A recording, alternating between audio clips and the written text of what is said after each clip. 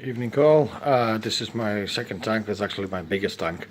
It's roughly about 75-80 gallons because it's obviously on the wooden stand. It's not standard shape or standard size. It's just been slightly longer, slightly deeper and wider.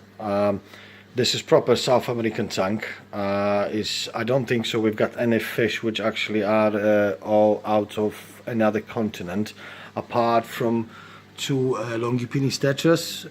They are obviously African, but they're quite big tetras, and that's what I was after when I bought them. Fairly big tetras which can survive in this environment. So let's start from the scratch. The first one, we've got Guinacara here. I think they're spenzozona. That's a male. He's quite big fella. You're talking probably about 5 inch. That's his missus. She's about 4 inch, which is basically adult size now. Only 2 I managed to find, which was a great caught anyway. That's quite hard to find them in Yorkshire.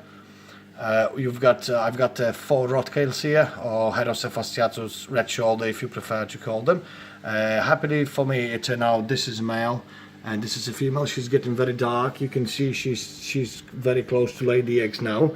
Unfortunately, the 2 smaller fellas, they unfortunately males.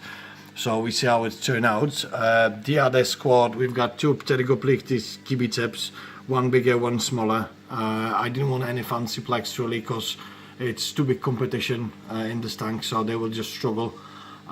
So I put just salfin plecs, as we call them, obviously in here.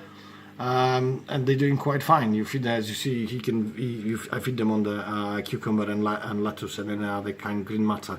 They're doing absolutely fine. They can be quite aggressive. I mean, not aggressive as territorial. So if some other fish try to get close to them, they try to chase them away.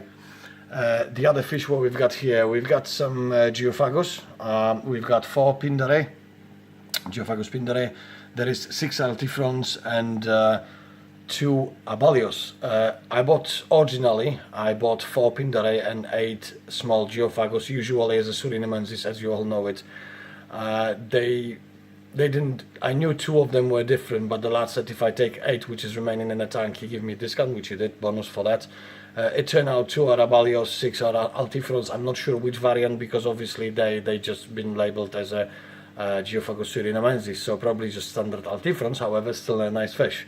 There is also 2 Acarichtys heckli. Happily for us, you can actually see them both now. One in front, he likes to be in front of the camera. The other one is just slightly behind. I've got some Mesonauta as well. I think they might be actually in Cinis, but obviously they were labeled as a festivum, as usual, which I haven't seen for a while actually. My big pride and joy is the pikes here. You can see the pike. Yeah, the Crenicichla sveni. This is the biggest one of them all. There's 3 of them. Unfortunately, I never managed to turn them into dry food, so I have to feed them with the frozen food. Their favorite is any kind of a shrimp really. So they like to be, you know, they really entertain when you put them in the tank. What other fish we've got here? Well, there is 3 micropoetelia fish here, and there is a Microglanis here as well somewhere. There is a Banjo catfish as well, but obviously he's a nocturnal, so you don't really see them. There's few other catfishes here which are properly nocturnal catfishes, and you don't really see them. The reason why I put the proper nocturnal catfishes, there is no competition because it's quite heavy loaded with the cichlids here. So when the all lights are out, I've got only the blue light in the tank, sort of like a moonlight.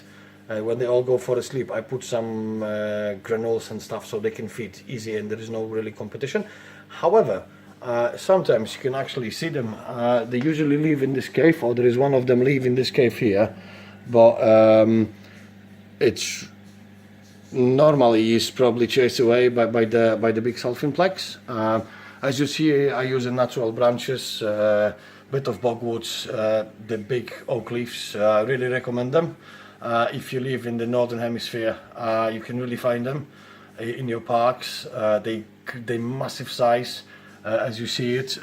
They about, I say, is about 8-inch leaf. Obviously you have to put the new ones every 2-3 weeks.